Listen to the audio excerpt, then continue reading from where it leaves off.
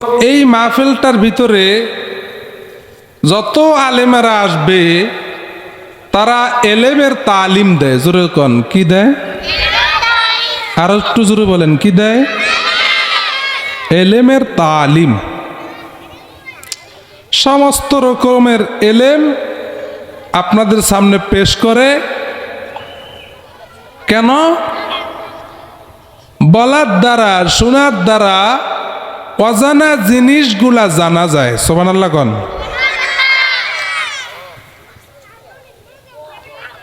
শোনার দ্বারা অজানা জিনিস জানা যায়, তালিমের দ্বারা অজানা জিনিস জানা যায়। আর অজানা জিনিস জানা গেলে আমল করা সহজ হয়। অজানা জিনিস জানা গেলে আমল করা কি হয়? আরেকটু জোরে বলেন কি হয়? সহজ হয়। যারা দেখবেন ওয়াজ শোনে না, আলেমদের কথা শোনে না, তাবলিকে জামাতে হালকায় জিকিরে বসে না, তারা এলেমের নূর পায় না। এলেমের কি পায় না? নূর পায় না। তার কাছে নামাজ ভালো লাগবে না, রোজা ভালো লাগবে না, দান ভালো লাগবে না, হুজুরও কথা ভালোই লাগবে না। কেননা তার ভিতরে তো এলেমের ফোকাসের লাইটের পাওয়ার নাই। যেরকম কি নাই? পাওয়ার নাই। আর যখন আপনি ওয়াজের ময়দানে বসবেন, কথা শুনবেন, মনে রাখতে পারেন অথবা না পারেন, আপনার আমল নামায় সোনার বিনিময় 60 বছর নফল ইবাদতের সওয়াব দিয়ে দেওয়া হবে। নবী বলেন, ক্বালান নবী সাল্লাল্লাহু আলাইহি ওয়াসাল্লাম, খায়রুকুম মান তাআল্লামাল কুরআন ওয়া আল্লামা। নবীজি বলেন, তোমাদের মধ্যে সর্বোত্তম হইল ওই ব্যক্তি যিনি কোরআন এবং হাদিস শিখে এবং অন্য ব্যক্তিদেরকে শিখায়।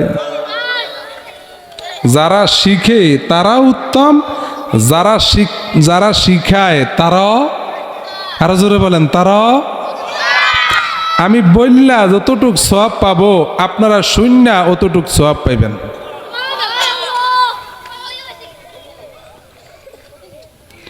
অনেকে বলবে, হুজুর ওয়াজ তো শুনি কিন্তু মনে রাখতে পারি না, এরম আছে না নাই? এই মিয়া জোরে কোন আছে না নাই? ওয়াজ শুনতেছে, শুক্রবারে শুনতেছে, কিন্তু মনে রাখতে পারে না, বললা যায়। জেহান শক্তি, তার স্মরণ শক্তি দুর্বল হয়ে গেছে। স্মরণ শক্তি শক্তিশালী হওয়ার জন্য আল্লাহ দোয়া শিখাই দিছে, রব্বি জিদনি ইলমা, রব্বি জিদনি ইলমা, রব্বি জিদনি ইলমা। আল্লাহ দোয়া শিখাই দিস। ছাত্ররা পড়ালেখার শুরুতে পড়বে রব্বি জিদনি ইলমা, হে আল্লাহ আমার এলেমের ভিতরে তুমি ওয়াসাআত দান করো, তারা কি দান করো, স্মরণ শক্তি বাড়ায়া দাও, এলেমের গভীরতা যেন অর্জন করতে পারি। এই জন্য এই দোয়াটা ছাত্ররা পড়ে থাকে।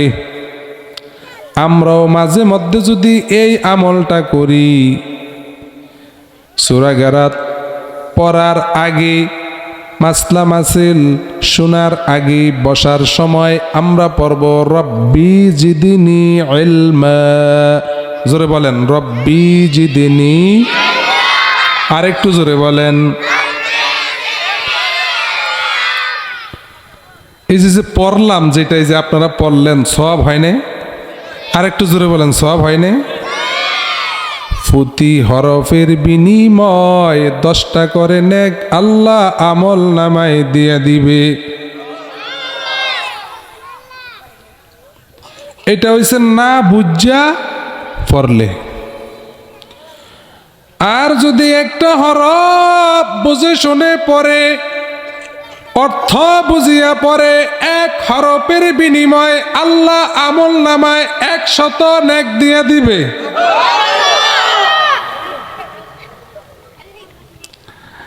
আর যদি পুজিয়া শুনিয়া আবেগ ভরা মন আর ভালোবাসা নিয়া আমার আল্লাহর প্রতি পরিপূর্ণ বিশ্বাস আর ঈমানকে মজবুত করিয়া যদি ভালোবাসার প্রতিশ্রুতি দিল আর আকর্ষণ একমাত্র আমার আল্লাহর দিকে মাহেল করিয়া যদি কোরআনের একটা হরফ যদি পড়ে, এক হরফের বিনিময়ে 10 দিবে না, 100 দিবে না।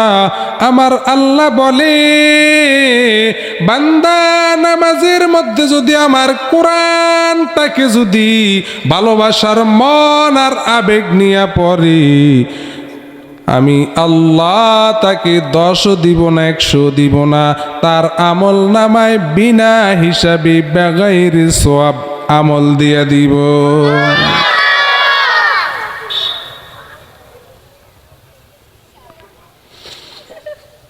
বুঝে শুনে পড়তে হবে। অনেকে নামাজ পড়ে মনে থাকে না কয় রাকাত পড়ছে, মনে থাকবো কেমনি? দেন আর খেল আবেগ নিয়ে তো পড়ে নেই। নামাজের ভিতরে মশা মারে, আছে না নাই? আর একটু জোরে আছে না নাই? নামাজের ভিতরে ফোন আসছে, পকেটের মধ্য থেকে মোবাইলটা কানের দ্বারে নিয়ে বলে, তুই জানোস না আমি নামাজ পড়ি, আছে না নাই? আপনারা বলেন তো এই মানুষটার নামাজ আছে? হ্যাঁ,